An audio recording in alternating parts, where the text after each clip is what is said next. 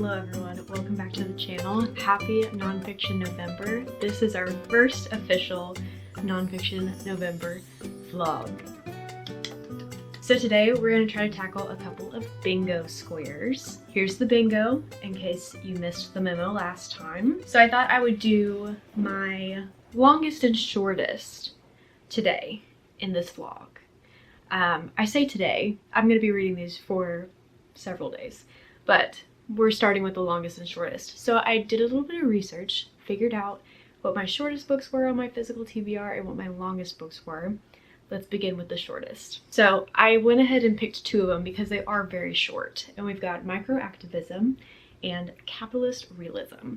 And microactivism is 176 pages, while capitalist realism is 81. So they're both very short, but I still think I'm going to learn a lot from them, so I'm excited about these. And then the more intimidating of the three, obviously, is going to be our longest book on my TBR, which also happens to be one of the lesser known books, so I might even be able to check off another bingo event with this too. I picked this up at a Goodwill a while ago because it's about Arkansas, and so anytime I see something specifically about Arkansas history, I'm automatically intrigued. But it's Turn Away Thy Son, Little Rock, the Crisis That Shocked the Nation. It is about the Little Rock Nine when was that? I should know this. 1957. When 9 Black students attempted to integrate into Central High School in Little Rock in the wake of the Supreme Court's Brown versus Board of Education decision. So this book is about that, and it comes in at 496 pages, which honestly is not as long as I expected my longest book to be. I thought it was going to be like over 500 pages, but turns out I've already read all of those. So this is the longest one that I have, and I'm very interested in reading it because when I looked it up on Storygraph, the average rating was 4.33 stars. So that's a pretty solid average. However, that is based on 3 reviews. So are they just Arkansas natives that love Arkansas history, or are they a little bit less biased and actually reviewing this fairly? I guess we will find out, although I'm also an Arkansas native that is a little bit biased towards Arkansas. But I'm very intrigued by this. I'm excited to read it. I'm excited to read these. And I'm excited to check off some bingo squares. So that's what we're doing in this vlog.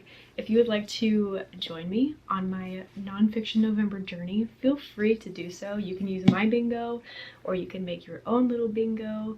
And if you make any reading vlogs or any type of booktube content featuring Nonfiction November, please let me know so that I can watch it and support you as you educate yourself. And thank you for supporting me as I educate myself by watching these videos and subscribing to my channel and leaving your thoughts about my thoughts in the comments. I really appreciate you guys, and I'm excited about what we're going to learn this month. So let's get to it.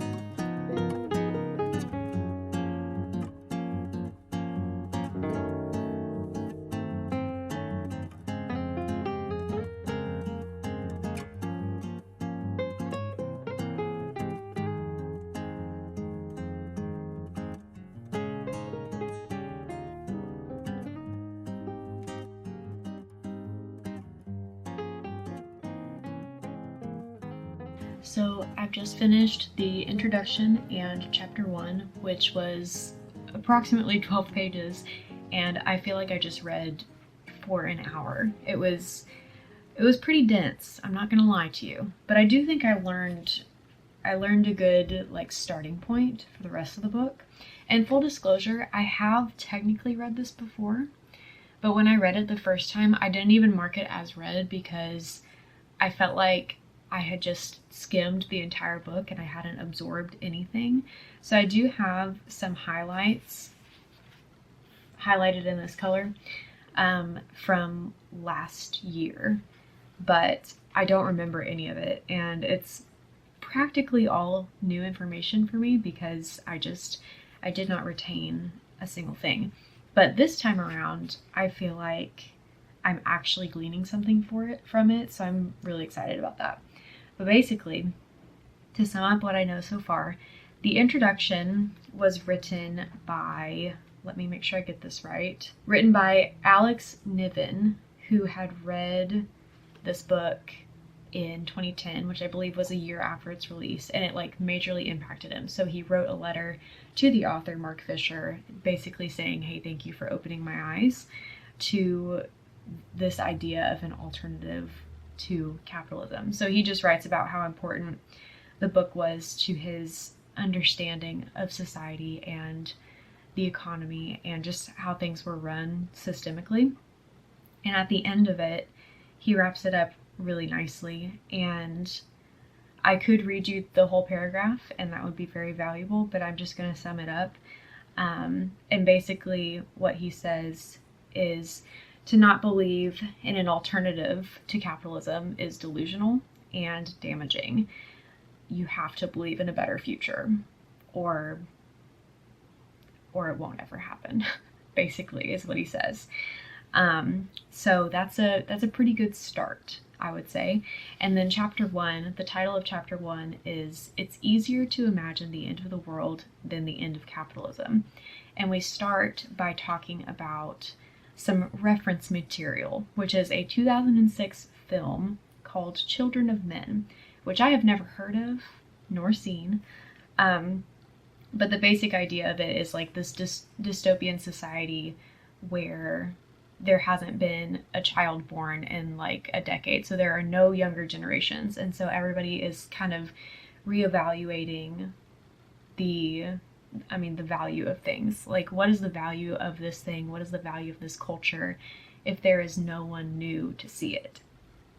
And it goes into all of that. But then he goes on to define what capitalist realism is. And I underlined that, and I will share it with you verbatim. Capitalist realism is the widespread sense that not only is capitalism the only viable political and economic system, but also that it is now impossible even to imagine a coherent alternative to it. And then he says, once dystopian films and novels were exercises in such acts of imagination, the disasters they depicted acting as narrative pretext for the emergence of different ways of living. Not so in Children of Men. The world that it projects seems more like an extrapolation or exacerbation of ours than an alternative to it. In its world, as in ours, ultra-authoritarianism and capital are by no means incompatible. Internment camps and franchise coffee bars coexist. In Children of Men, public space is abandoned, given over to uncollected garbage and stalking animals. So, now that a giant truck is driving past, I'll pause. So yeah, the next couple pages, he's basically connecting Children of Men to our current society and how it reflects the inevitable collapse of capitalism as we know it. He says the question the film poses is, how long can a culture persist without the new? What happens if the young are no longer capable of producing surprises? The new defines itself in response to what is already established. At the same time, the established has to reconfigure itself in response to the new. Tradition counts for nothing when it is no longer contested and modified. A culture that is merely preserved is no culture at all. So I found that very interesting.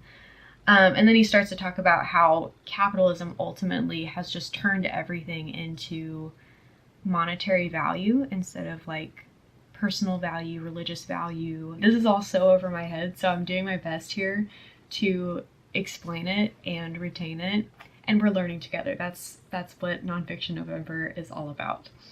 So anyway, he quotes the Communist Manifesto at one point to talk about capital again, and says, it has resolved personal worth into exchange value, and in place of numberless indefeasible chartered freedoms has set up the single unconscionable freedom, free trade.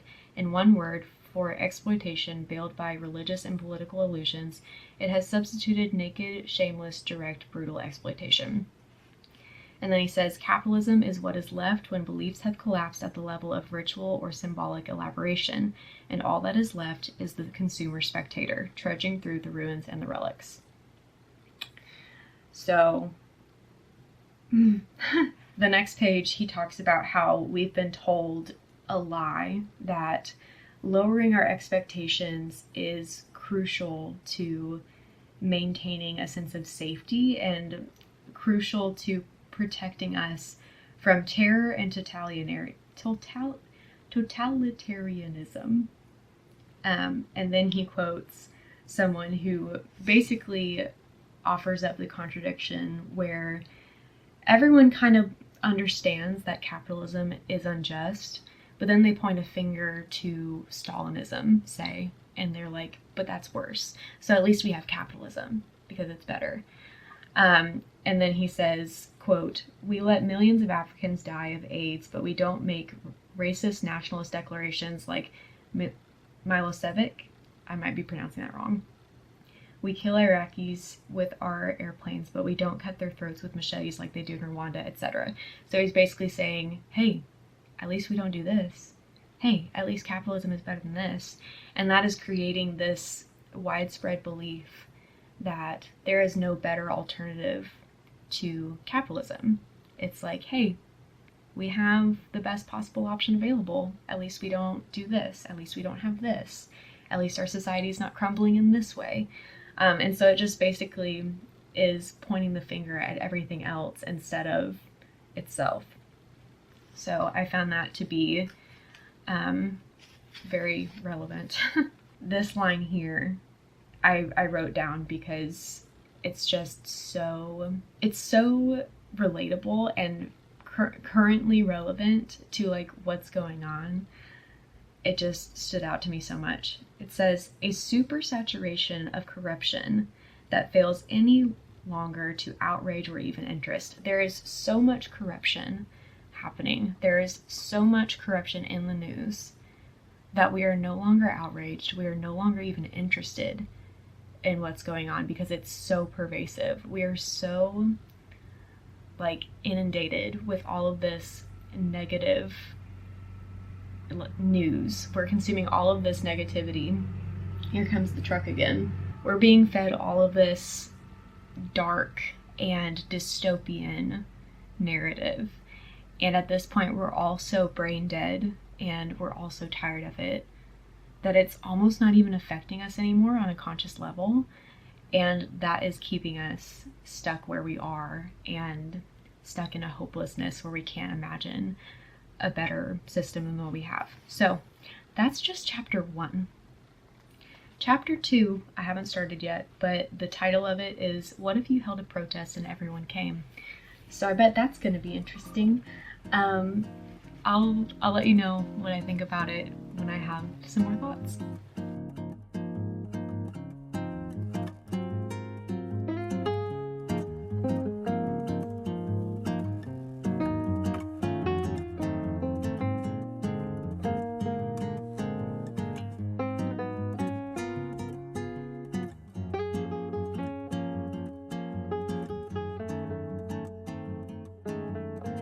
Okay, if you hear my washing machine going in the background, pretend like you don't. A girl's gotta clean her house at some time, okay? I can't just wait to film whenever it's quiet in here because it's never gonna happen. So, update. I did finish Capitalist Realism. I think that it has some really, really valuable information in here, really valuable insight on capitalism and the way that it affects a society and the ways that we are so like locked in to capitalism as our only path forward, even though it's very damaging and like honestly detrimental to the way that we live our lives as people. But this book is so dense and academically like heavy. It takes so much brain power to understand most of what's going on in here. And maybe that's just because I am operating on like 3 brain cells at one time always. But I would imagine that most of us that are chronically online are operating on 3 brain cells or less at most times. So you're probably in the same boat. This is not an intro to capitalism. It is not Capitalism 101. You should not go into this if you do not already have some type of thoughts about how capitalism is a big yikes. I would recommend many other avenues of educating yourself on capitalism before you get here, because it's just so it's so academic. It feels like reading a textbook a lot of times, even though it's like so thin. It took me several days to finish it. My battery is blinking at me, so this might cut me off. But anyway, all that being said, I'm going to end up rating it 3 stars because there is a lot of good information in here, but it just took me so much energy to get through it that I can't say that I enjoyed myself. But I did underline so many things. Like there's a lot of valuable stuff here. So if you're up for it, I recommend it. If you are looking for Capitalism 101, maybe something else would be better for you. And I have started Turn Away Thy Son, the longest book on my TBR, and it's going well so far. I'm learning so many things about Arkansas history that I have never, ever known. I'm 100 pages in, so I'm not very far, but basically every chapter is telling you about a different person that was like a part of shaping the events of 1957 whenever the students integrated into Central High.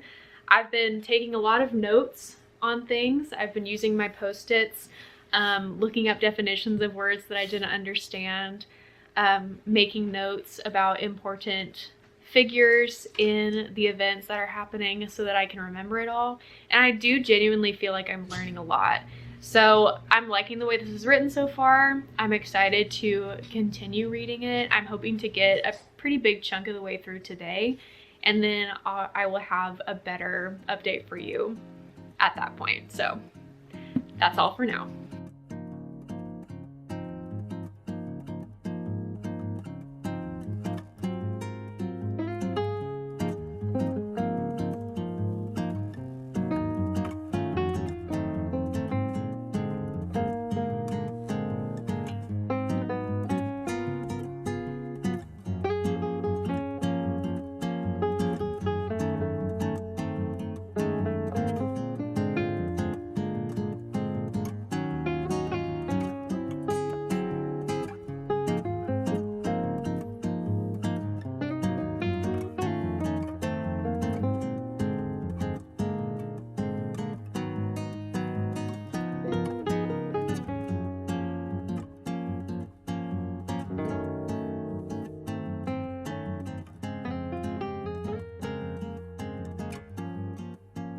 It's been a few hours since my last update, and I've gotten about 70 pages further.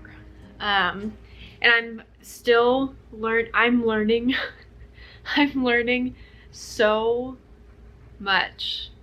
Like basically the way that I feel about this book right now is this is probably the only book I'll ever need on the Little Rock 9, because it literally goes into, from how it seems right now, it literally goes into every single person that had any like wide effect on the integration of Central High School in Little Rock. We're talking like news reporters that were involved. We're talking Daisy Bates of the NAACP. We're talking the superintendent of Central High, the governor of Arkansas at the time, President Eisenhower. Like we're not just talking about the 9 students. We're talking about every person that made this possible and or slowed this process down significantly. And it is just so detailed. Like, I really can't imagine needing any other source material to learn about this event in history. And so for that reason, I think it is phenomenally written, phenomenally researched from what I can tell.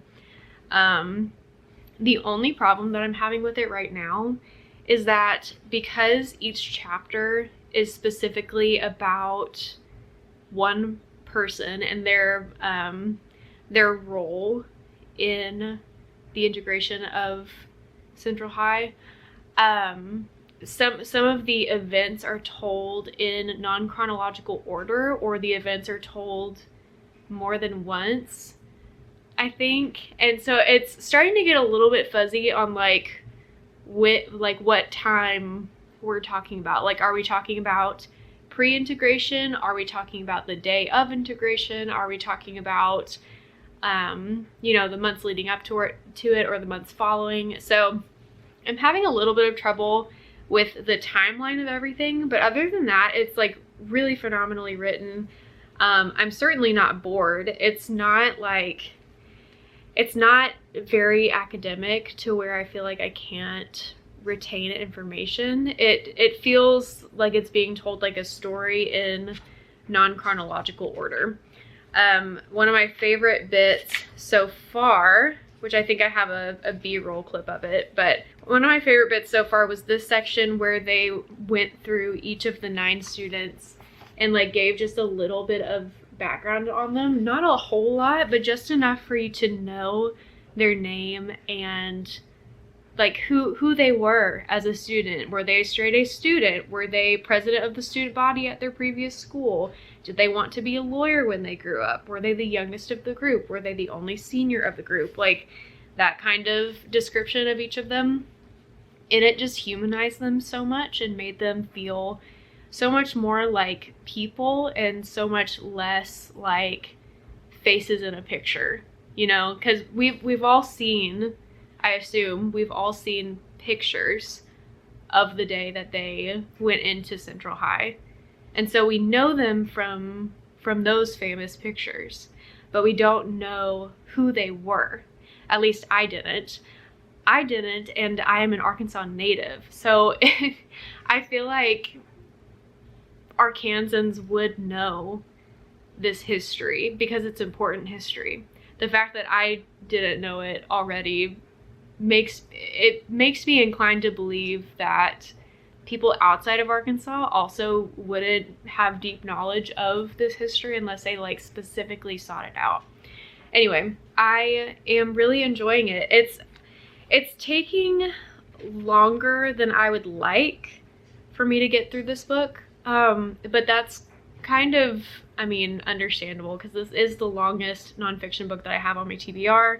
I'm making good progress in it. I'm this far in, so it's not like I am reading it slowly. It's just there's so much information and I really want to take enough time to actually like understand what I'm reading. And granted, there have been parts that I've been like not retaining quite as much just because it didn't feel maybe quite as relevant. Like when the governor, the congressman, and the president were all talking about the laws that had to do with when to implement the National Guard, that kind of all got a little fuzzy for me. That all got a little bit like too hard for me to really understand.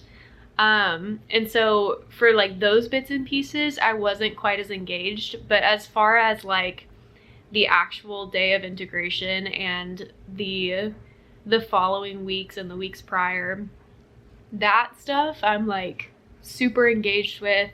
I feel like I'm learning a lot. This feels like a book that I will be able to reference again in the future if I need to. And I think that my detailed annotations, underlining my notes, all of that, I think that they will help me in order to be able to reference things in the future. But all of that being said, I'm making good progress. I'm really enjoying it. I think this is sitting at like a 4-star right now, maybe a little bit higher. Like I said with the non-chronological thing, I think that is going to be the thing that prevents it from being a 5-star book for me, because it's just not as easy for me to follow the timeline. It would have been great if she had included some kind of like official timeline. I wonder if there is something like that in there. I think there are pictures, which is fun. I didn't know that. That's in the middle of the book. But if there had been some kind of like timeline graph that I could follow, that would be really cool. It's not in here, but it would have been nice. But having the pictures in here is really cool, for sure. So I'll probably show you more of those throughout my reading experience, but I would recommend this to you. If you want to know anything about the Little Rock Nine, if you want to know anything about schools integrating in Arkansas specifically, this is the one, baby. This is really, really good. Really, really good. Hi guys. It's been a couple of days, but I wanted to let you know that I did finish Turn Away Thy Son and really, really loved it. Like, I already said this before, but if you're looking to learn about the Little Rock Nine and segregation in schools and the 1950s in Arkansas, literally every time I start talking, my dogs have to make noise. They've been sleeping. They've been sleeping all day. Anyway, literally, this is like the source material. This is the book that you need to read if you want to learn about these things.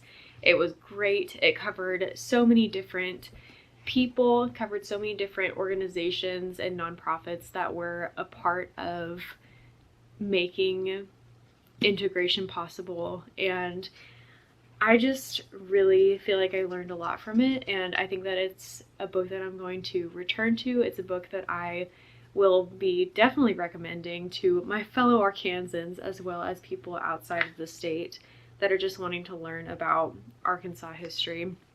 It was just really, really good. I ended up rating it 4.5 stars because the non-chronological nature and the lack of a timeline did make some bits and pieces, some events kind of difficult to place in the correct like time sequence. But other than that being difficult for me, it was really well explained, well researched. I feel like it covered so much. It covered so much in a very like good pace. I never felt bored. I never felt like it was like trudging along.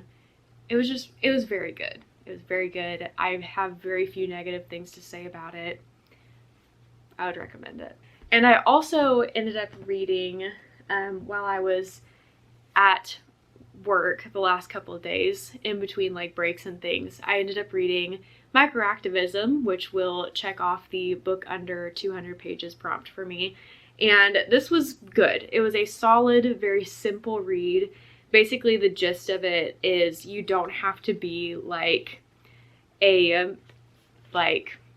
head of a movement, face of a movement type of person. You can be behind the scenes and still be an activist.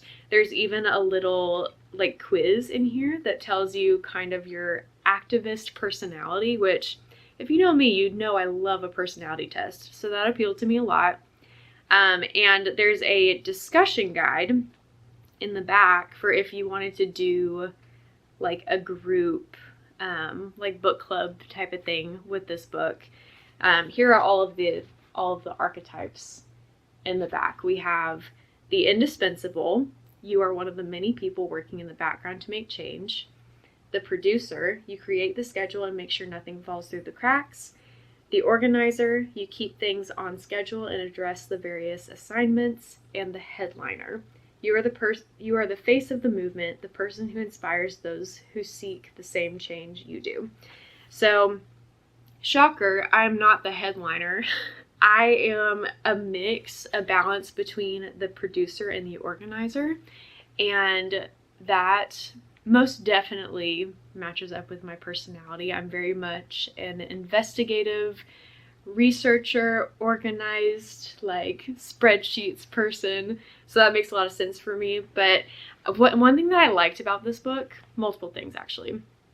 One, we get little tidbits of interviews with different micro activists, and like they talk about what they're passionate about. They talk about how they do self-care in order to sustain themselves through activism, and they like talk about who inspires them and stuff like that. I'll show you one of those pages. This is what they are laid out like. So you see the person that they're interviewing, where they're from, and then like a few questions. Very standard, very basic, but still really cool to read about. So I love that. And then one of the things that they really like try to hit home in this book is that you do not have to be one archetype of activist.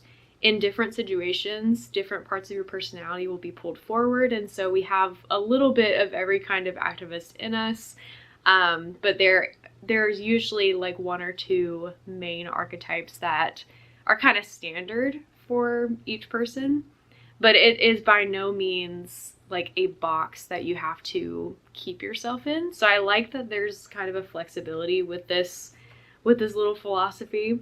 But there are 7 questions that are a part of the quiz to kind of tell you, like, this is probably your main archetype.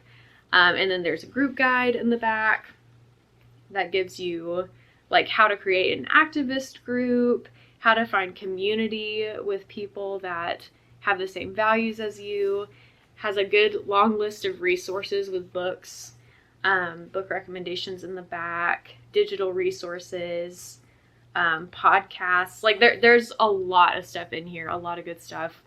Like I said, it's very simple, and so I don't feel like there was anything absolutely profound that I could take away from this, especially being someone who has dedicated a lot of time to like thinking about activism and politics. It's nothing that's like really new to me, but if you are new to the activist space, I feel like this is a really good place to start. Sorry about the background noise. We'll be done talking in a minute. I'm gonna rate this 4 stars because, again, very good, but very simple, not really profound, nothing life-changing for me, but I think that it's a really good resource for me and for groups, and I think it's a really cool book. So it was a good one. It's actually crazy how when I start filming, every possible noise that could possibly start happening starts to happen. So I had to completely change locations for filming. Apologies for the lighting. You either get good lighting or you get good audio around here. So it is what it is.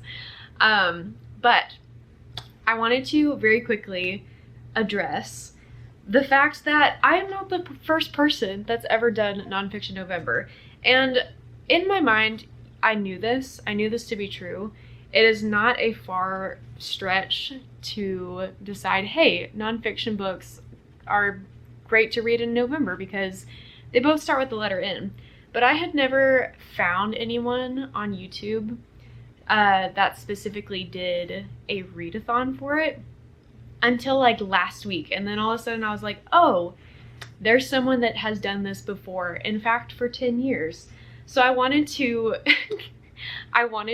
let y'all know that I did see this, not until after I had started our Nonfiction November, but A Book Olive on YouTube has done nonfiction booktube content for 10 years on YouTube, maybe even longer at this point, but she has taken a little step back. So she's not creating as consistent of content as she once did. She's not doing Nonfiction November this year. So it's kind of serendipitous that I started to do my own Nonfiction November on the year that she was not doing it. But all of that to say, this is not my original idea, and I wanted to give credit where credit is due. And also, I wanted to let you know that her content is out there, so if you wanted to go back and watch her previous Nonfiction Novembers to get book recommendations or just ideas for what to read or how to create your own like spin-off Nonfiction November content, I highly recommend you go check her out. I'm definitely going to, because there's all of a sudden so much nonfiction book content on YouTube that I can go back and watch. I have been searching high and low for nonfiction booktubers for so long, and I don't know how the algorithm neglected to give her channel to me for so long. But anyway, I just wanted to throw that out there and let you know that I did see the Nonfiction November from Olive, and I wanted to give her credit and mention her channel if you wanted to go check her out and support her as well, even though she's doing more sporadic content these days. But yeah, I just wanted to address that in case anybody's thinking like, oh, Lucy's a copycat, she's stealing people's ideas. I didn't do it on purpose, okay? I just needed to address that very quickly. But with that being out of the way, a quick little recap of what we have read. In this vlog, we read our shortest and longest nonfiction books on the physical TBR.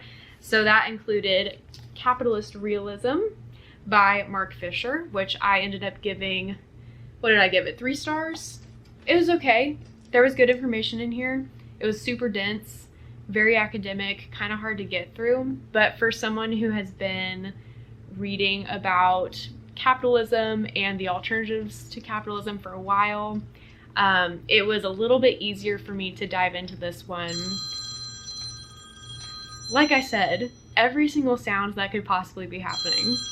It was a little bit easier for me to go into this book with some prior knowledge of different alternatives to capitalism and how they affect history, how they affect current events, and you know, all the things. So I don't recommend this to a beginner, but if you're already interested in the topic, it's a good one. And then we read our longest book on the TBR, Turn Away Thy Sun, which is about the Little Rock Nine and the integration of Central High School in 1957.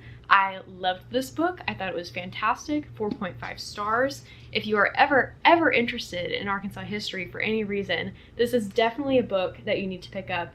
And this was a very happy accident for me because I found this book in a Goodwill and picked it up on a whim.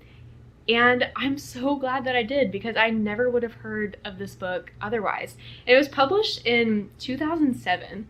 So it's not like it's a new release that was just not on my radar. No, this has been around for almost 2 decades and I'm just now getting to it. So I'm so glad, so glad that I came across this book. It was such an insightful read. And then I get to check off a book under 200 pages with micro activism. So very fun, very good. 4 stars for this one. Very simple, very approachable read, and has some good tips for how to be an activist in a very sustainable and like everyday life sort of way. If I wanted to, I could check off a few of my other squares as like double points. So like we're talking read a book with a person on the cover, read a book about race, read a book on your physical TBR. What else? Read a book written by a BIPOC author. This one is written by a Black author. So I could check off multiple bingo events here. I'm not going to yet because I want to see how far I can get without doubling up on my events. But if I need to at the end of the month, just know that I probably will. But all of that being said, if you need to find the graphic in a screenshotable way, it is on my Instagram. So you can go there if you want to. There's also a Storygraph challenge that I have made live, so you can join that if you like. It's not in bingo form, but it still has all 25 events. So it seems like a lot of prompts, but if you want to double up, totally feel free to do that. This is a very loose and free readathon. Don't feel like you have to do everything to the letter because all we're trying to do here is educate ourselves and read some more nonfiction. So as long as you read 1 nonfiction book this month, I'd call that a win. I'm so excited to read more books this month with you all and discuss what we've learned. If you want to subscribe to this channel, I post videos every Thursday, maybe more if I have the time to crank some more out. but I'd love to have you join us over here. If you enjoyed this video, give it a like, and if you have any thoughts on my thoughts, you can leave those in the comments below. And that's gonna be all for this week. More sounds going on in the background. Let's wrap this up. I will see you next time. Bye.